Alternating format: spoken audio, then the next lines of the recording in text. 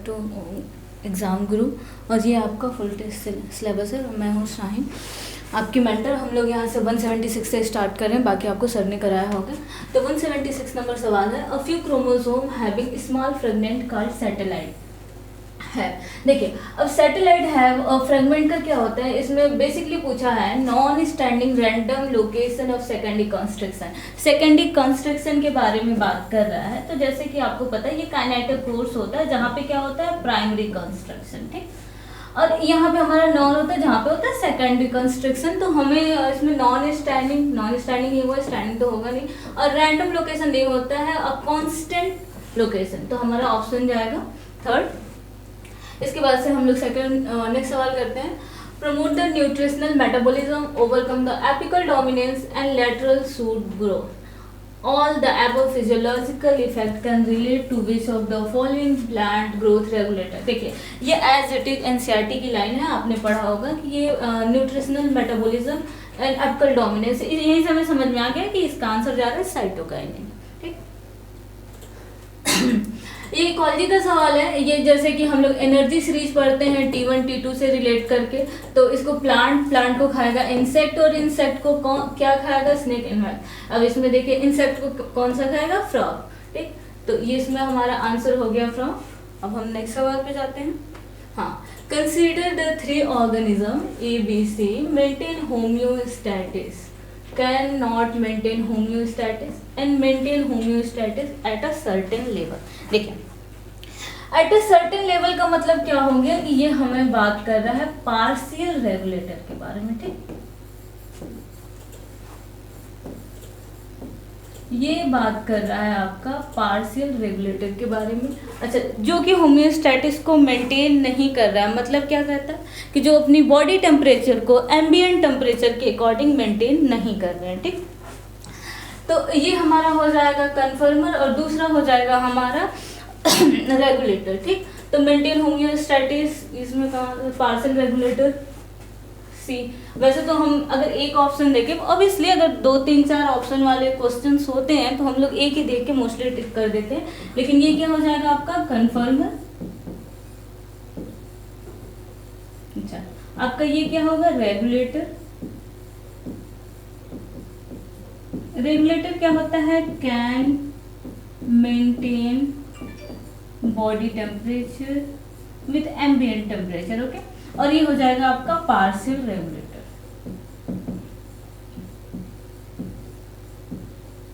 अच्छा, इसमें क्या दिया है, इसमें बी तो कन्फर्मर है लेकिन ये नहीं होगा, एम्बिएंट टेम्परेचर से ऊपर जा रहा है। इसमें ए को लिखा है मेंटेन होम्योस्टैटिस, जो कि ये पार्शियल रेगुलेटर होगा, ठीक।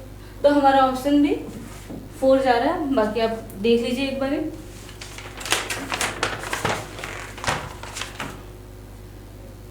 ठीक। ये आपने नोट कर लिया होगा। अब उसके बाद से हम दूसरे सवाल पे जाते हैं। Next, in most of the insect mechanism of sex determination XO, जो कि ऑटोसोम्स के अलावा एक एक्स क्रोमोसोम पाया जाता है।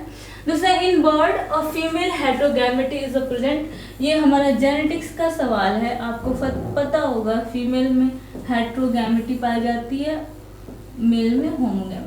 बेसिकली आपको यहाँ पे समझना है हेट्रोगैमेटी क्या होता है, जो दोनों क्रोमोसोम अलग अलग होते हैं, और होमोगैमेटी जिसमें दोनों क्रोमोसोम एक जैसे हैं। इसमें क्या होगा ZW, और जो मेल हेट्रोगैमेटी होता है उसमें ZZ पाया जाता है। तो इसमें क्या हो गया, ये दोनों क्वेश्चन सही हैं, आई मीन इनके दोनों आंसर सही हैं, ठीक। अब हम नेक्स्ट सवाल पे जाते हैं। विच of the following phenotypic ratio किसका होता है बेटा, ये डायबिटिक कॉज का होता है, ये एज इट इज सवाल है। अच्छा, ओ देखिए, choose the correct option for the diagram of given. हाँ, ये सवाल थोड़ा सा ट्रिकी है, ये टफ सवालों में आता है। Number of chromosome in cell, देखिए नंबर ऑफ क्रोमोसोम कितने हैं, 1 2 3 4, नंबर ऑफ क्रोमोसोम 4। अच्छा बेटा, जब किस इन सब में नंबर ऑफ क्रोमोसोम 4 दिया हुआ है। अच्छा, इसके बाद से किस पे जाते हैं, जितना होता है नंबर ऑफ क्रोमोसोम जितना होगा उतना ही होता है number of chromatids centromere, sorry, number of chromosome जितना होगा उतना ही होगा सेंट्रोमियर। तो ये हो गया। और क्या है, नंबर ऑफ क्रोमैटिन, तो 1 2 ये 3 और ये 4 और ये नीचे वाले 8। तो ये नंबर ऑफ क्रोमेटिड ये और ये दोनों बराबर होते हैं, तो इसका ऑप्शन हमारा जाता है 4। Which of the chromatic remain the stable of the long environment remain the unchanged। इसमें क्या हो जाएगा, इसका आंसर होगा क्लाइमेक्स। ये भी एकदम आया हुआ सवाल है। विच ऑफ द यूट्राइन कॉन्ट्रैक्शन, ये सेम सारे एनसीईआरटी की लाइन वाले सवाल हैं जिसमें कि ऑक्सीटोसिन हो गया। अच्छा, चूज द ऑड वन। अच्छा बेटे ये देखो इसमें लिखा है suture, ball in socket, hinge and gliding. बेटे ये क्या होता है, ये होगा आपका फाइब्रस जॉइंट, फाइब्रस जॉइंट, ठीक, जिसमें परमिशन ही नहीं होती है मूवमेंट की, जिसमें क्या होता है, नो मूवमेंट। अच्छा, ball and socket joint, hinge joint and gliding, ये तो सब आपको पता होगा। ये सारे क्या होते हैं, साइनोवियल जॉइंट।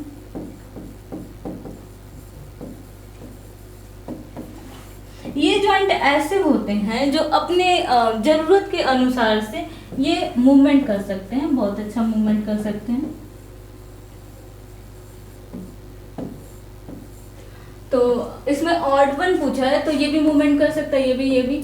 तो हमारे अकॉर्डिंग आंसर जाएगा 1। इसका आंसर भी 1 होगा।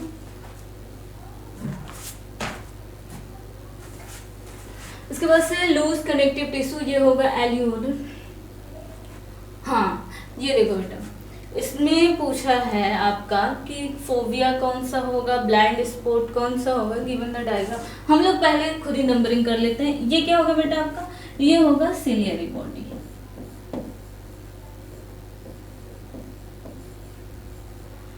ये क्या होगा आपका, ये होगा आइरिस। ये होगा आपका फोबिया, सॉरी, ये होगा आपका ब्लाइंड स्पॉट।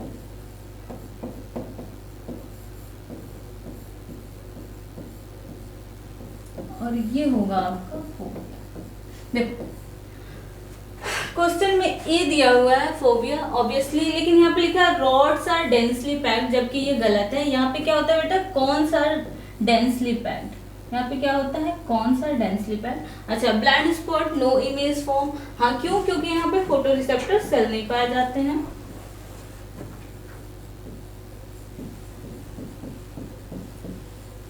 यहाँ पे फोटो रिसेप्टर सेल नहीं पाए जाते हैं, इसलिए ये हो गया। कोरॉइड्स नहीं होगा, सी कोरॉइड्स नहीं है। सी क्या है बेटा, आइरिस है आपका।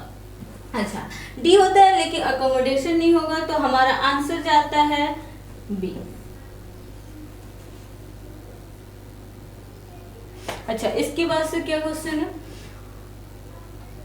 Which line located in the centre of H zone. ये तो आपने अभी आपको सर ने काफी अच्छे से एक्सप्लेन किया था कि कैसे एच जोन और एम जोन बनता है, तो इसका आंसर जाएगा एम लाइन।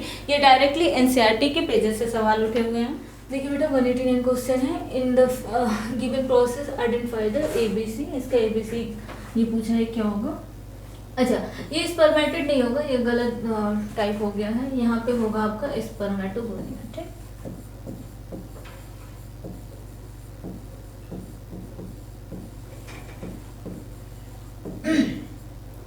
मेजर्म सेल भी बोलते हैं इसको। अच्छा, यहाँ पे ए जो होगा, यहाँ पे ये होगा माइटोसिस डिफरेंशिएशन, माइटोसिस डिफरेंशिएशन। अच्छा, इसके बाद से प्राइमरी स्पर्मेटोसाइट बनता है। प्राइमरी स्पर्मेटोसाइट में जो क्रोमोसोम का नंबर होता है वो 2n होता है, मतलब ये होता है डिप्लॉइड आपका, ठीक। अब प्राइमरी से जब सेकेंडरी होता है तो ये हो जाता है हैप्लॉइड। मतलब क्या हो रहा है, यहाँ पे नंबर ऑफ क्रोमोसोम कम हो रहा है। तो प्राइमरी से सेकेंडरी करने के लिए हमें अब क्या करना पड़ेगा, प्राइमरी से सेकेंडरी करने के लिए हमें अब मियोटिक डिवीजन करना पड़ेगा। तो यहाँ पे हमारा होता है फर्स्ट मियोटिक डिवीजन, और ये हो जाएगा second meiotic division, and then spermatids and spermatozoa, जिसको स्पर्मियोजेनेसिस भी कहते हैं, ठीक। हमारा ऑप्शन जाएगा mitosis differentiation, first mitotic division and second ये हो जाएगा स्पर्मियोजेनेसिस।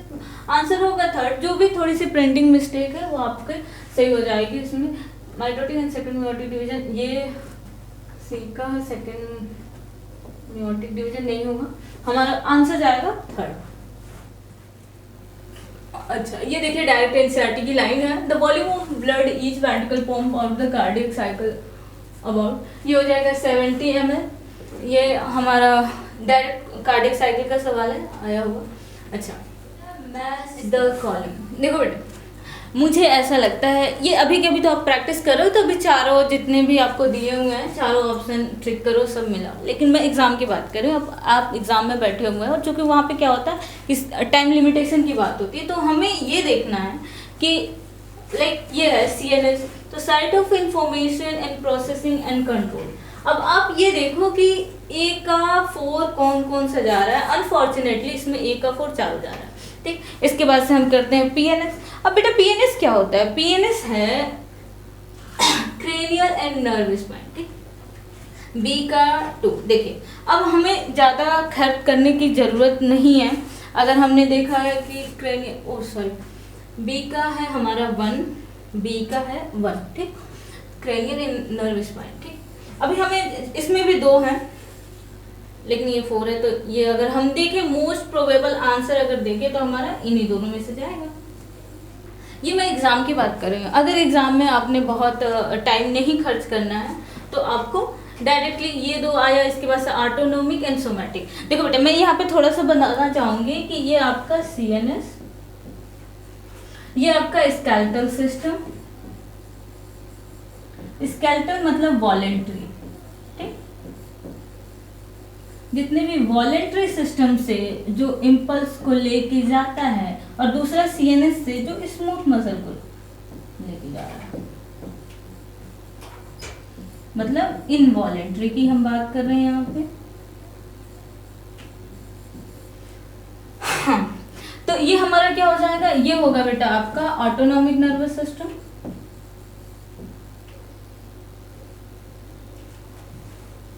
ये बहुत घाच-पाच हो गया, ये आपका CNS, ये हो गया आपका ऑटोनॉमिक,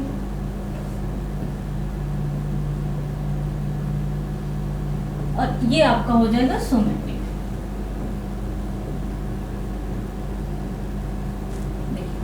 CNS से जो स्केलेटल मतलब वॉलेंट्री तक लेके जा रहा है वो क्या होगा हमारा CNS टू स्केलेटल सिस्टम, यानी कि ये हमारा हो गया सोमैटिक, और ये हमारा हो गया ट्रांजिशन इनवॉलेंट्री मतलब स्मूथ। तो ये क्या हो गया हमारा इनवॉलेंट्री मतलब कि ऑटोनॉमिक नर्वस सिस्टम। इसका आंसर हमारा जाता है थर्ड। इसके बाद से क्या है, choose the statement 1, choose the correct option statement 1 and 2। देखिए, water move from low water potential to high water potential, यहाँ पे गलत हो गया। वाटर जो होता है वो हमेशा मूव करता है कहाँ से बेटा, high water potential to low water potential.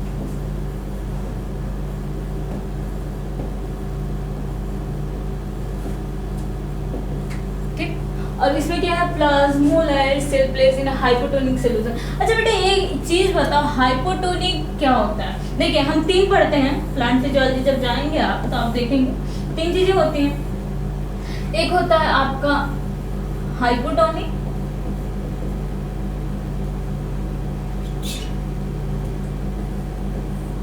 यहाँ लिख देना साफ साफ, ये होता है आपका हाइपोटोनिक। दूसरा होता है आपका हाइपरटोनिक,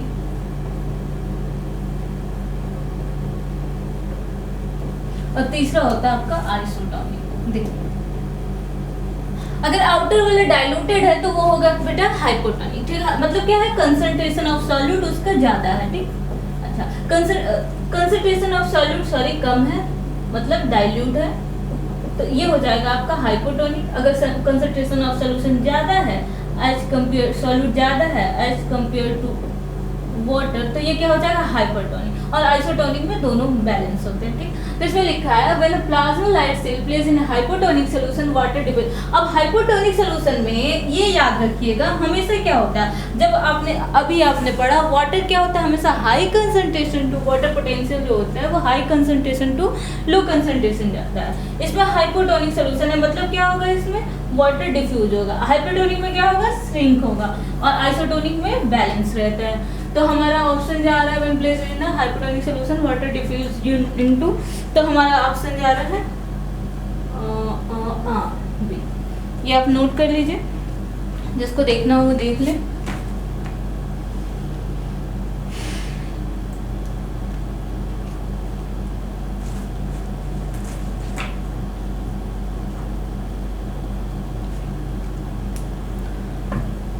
ये हो गया बेटा, ये आपकी एनसीईआरटी की लाइन है और बहुत अच्छा सा फिगर बना के दिया हुआ है ऊपर, आपको प्लांट फीचर में आप जाएंगे तो दिखेगा। अच्छा, इसके बाद से given below the 4 statement A to D and 1 blank of the option. ये सवाल बहुत अच्छे होते हैं टेस्ट में, इससे ये होता है कि एक सवाल के साथ साथ कई सारे सवालों की प्रैक्टिस हो जाती है। तो बेसिकली देखिए, फॉर नाइट्रोजन मेटाबॉलिज्म, अच्छा सबसे जो कॉमन सवाल है, जिससे सबसे ज्यादा जो पूछा जाता है एग्जाम में, इसमें होगा पोटेशियम। देखो मैं जैसे कह रही थी ना कि आप एक ऑप्शन को देखो उसके हिसाब से करो, तो सी में क्या जाएगा बेटा हमारा पोटेशियम, और is the part of nucleotide. इसमें पोटेशियम खैर एक ही में है, तो ऑप्शन भी हमारा 2 चला जाएगा, बट एक बारी मैं फिर देख लेती हूँ। जैसे कि इसमें हो जाएगा is the part of nucleotide. For the nitrogen metabolism, ये आपने पढ़ा होगा, मॉलिब्डेनम। और रिडॉक्स रिएक्शन, ये बहुत साफ साफ शब्दों में लिखा हुआ है एनसीईआरटी में, यहाँ पे हमारा जाएगा कॉपर। तो ये ऑप्शन हमारा जा रहा है 2, 193। अब हम आते हैं 194 पे। अच्छा ये देखो बेटा, complex 1, complex 2 and complex 3 as it is है, ये एकदम एनसीईआरटी की आई हुई लाइन है। इसका ऑप्शन जाएगा हमारा option number complex 1 NADH dehydrogenase, succinate dehydrogenase, A का 3 B का 1, A का 3 B का 1, ये जा रहा है। 94 का हमारा जा रहा है as it is 3।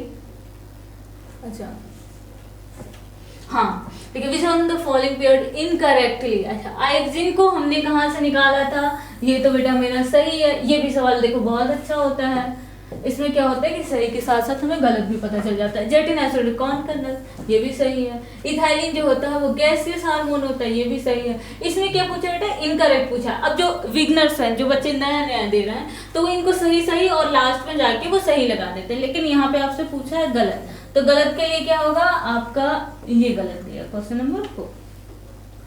Consider the following 4 statement A, B, C and D. Select the right option of the following. अच्छा, Z scheme of light reaction take place in PS1. अच्छा बेटे इसमें देखो, Z स्कीम में जो होता है PS1 नहीं होता है, दोनों होता है। ये आपने पढ़ा होगा एग्जाम में, वो बहुत अच्छा सा फोटो भी बना के दिया हुआ है कि एक आपका, ये क्या हो गया,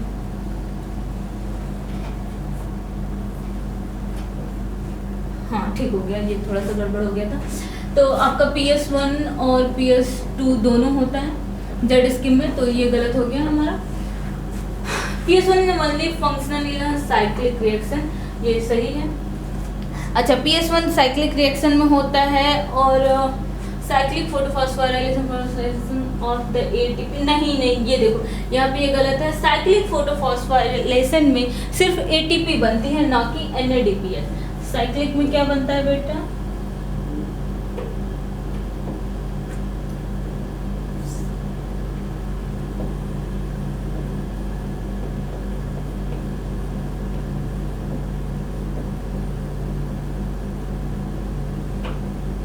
साइक्लिक फोटोफॉस्फोराइलेशन में बनता है आपका सिर्फ ATP, और नॉन साइक्लिक में दोनों बनती है। ठीक, ये मैं ATP और NADPH2 दोनों बनती है। तो इस हिसाब से हमारा ऑप्शन कौन सा जा रहा है, स्ट्रोमा लिब्रियोप्रियस,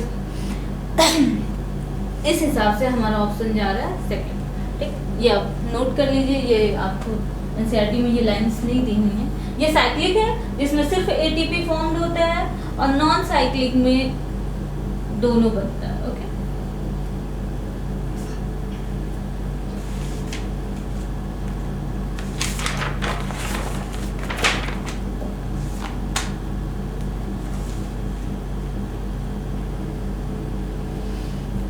ये हो गया आपका। इसके इसके बाद से हम नेक्स्ट सवाल जाते हैं। हाँ, ये रिस्पायरेशन का सवाल है। इसमें लिखा हुआ है, हम निकालेंगे तो क्या बनेगा, इसमें होगा 6CO2। ये एज एनसीईआरटी का सवाल है।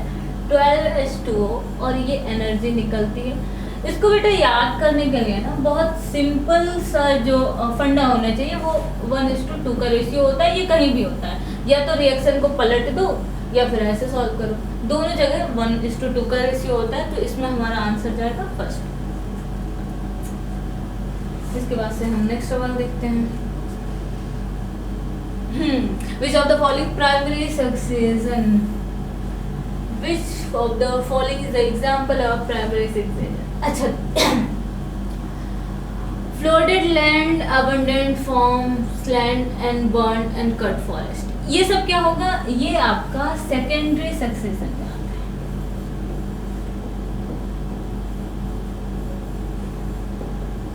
ये सब आपका सेकेंडरी सक्सेशन में आता है, और सेकेंडरी सक्सेशन फास्ट होता है as compare to primary succession. अच्छा, ये आपका ये आपका हो जाएगा प्राइमरी सक्सेशन।